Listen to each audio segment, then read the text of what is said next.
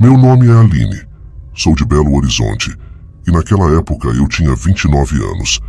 Estávamos no começo do ano de 2004 e eu estava prestes a concluir o curso de medicina. Era um momento emocionante em minha vida, pois finalmente havia conseguido meu primeiro estágio em um hospital aqui na minha cidade. Eu estava radiante, ansiosa para começar essa nova fase da minha jornada como médica. Como costumam dizer, o primeiro estágio é sempre inesquecível. Naquele dia, quando recebi a notícia de que ficaria no turno da noite, das 10 da noite até as 6 da manhã, senti um misto de emoções. Parte de mim estava animada com a oportunidade de aprender e ganhar experiência durante o período noturno, enquanto a outra parte estava um pouco apreensiva, pois não sabia o que esperar.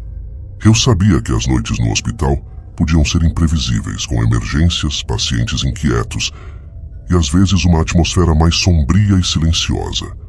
No meu primeiro dia de estágio, fui recebida pela médica-chefe, uma mulher de meia idade com anos de experiência. Ela me deu as boas-vindas com um sorriso amigável e explicou as regras e procedimentos do hospital. Tudo parecia bastante padrão. Check-ins de pacientes, monitoramento de sinais vitais, distribuição de medicamentos e assistência aos médicos de plantão. Meu mentor, o Dr. Campos, era um cirurgião experiente, que parecia bastante ocupado, mas estava disposto a me mostrar os caminhos do hospital. Ele me levou para o setor de emergência e me apresentou à equipe noturna. O setor estava calmo naquele momento, mas o Dr. Campos alertou que, nas noites mais agitadas, aquele lugar poderia se transformar em um cenário de caos. Enquanto o médico continuava sua ronda, eu fiquei observando os pacientes na emergência. Havia um senhor idoso com pneumonia, uma jovem com apendicite e algumas crianças com febre alta. Nada muito fora do comum para um hospital. O tempo passou lentamente naquela primeira noite e eu comecei a me acostumar com a rotina e o ritmo do turno da noite. Foi na segunda noite que as coisas começaram a ficar estranhas. Enquanto eu estava verificando os sinais vitais de um paciente idoso, ouvi um som estranho vindo de um corredor escuro. Pareciam passos. Eu também sentia como se estivesse sendo observada. Olhei ao redor, mas não vi nada fora do comum. Talvez fossem apenas meus nervos à flor da pele, pensei. Enquanto eu estava na sala de medicação, preparando uma dose de antibióticos, ouvi mais uma vez passos apressados pelo corredor. Imaginei que era outro membro da equipe. Mas quando olhei para a porta, não havia ninguém lá. Fiquei arrepiada, mas tentei ignorar a sensação de que algo estranho estava acontecendo. 2 horas depois, as coisas começaram a ficar realmente esquisitas. Uma paciente idosa, a senhora Oliveira, que estava em estado grave, começou a ter delírios. Ela dizia coisas incompreensíveis e estava agitada. Enquanto eu tentava acalmá-la, notei que ela estava olhando fixamente para um canto escuro do quarto, como se estivesse vendo algo que eu não conseguia ver. Eu me senti desconfortável, mas atribuí aquilo ao seu estado médico crítico. Conversei com ela e finalmente consegui acalmá-la.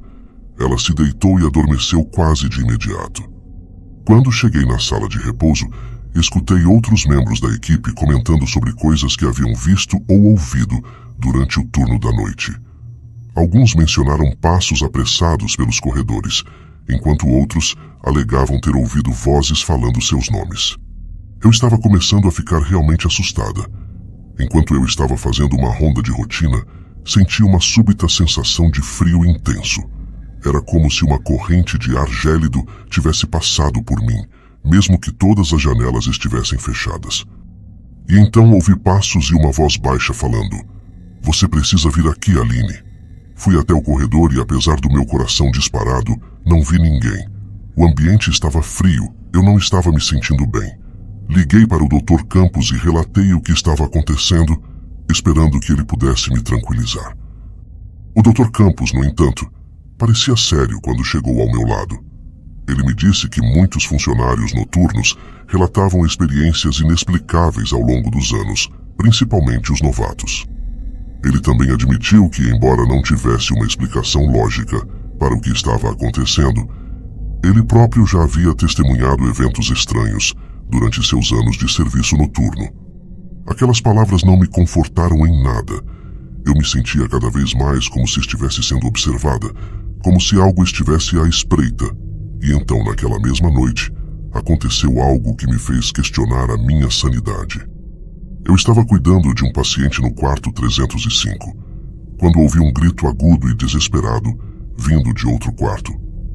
Corri na direção do som e encontrei a senhora Oliveira, a paciente idosa que estava delirando, em pé na beira da cama. Ela apontava para um canto escuro do quarto e gritava: "Ele veio me buscar." Eu não conseguia ver nada naquela direção, mas algo na expressão aterrorizada da senhora Oliveira me fez sentir um arrepio na espinha. Ela estava implorando para que eu a protegesse e não deixasse que a levasse. O Dr. Campos chegou correndo e tentou acalmar a paciente, mas ela estava inconsolável. Ela continuava dizendo: "Ele veio me buscar." Eu me sentia impotente diante daquela situação.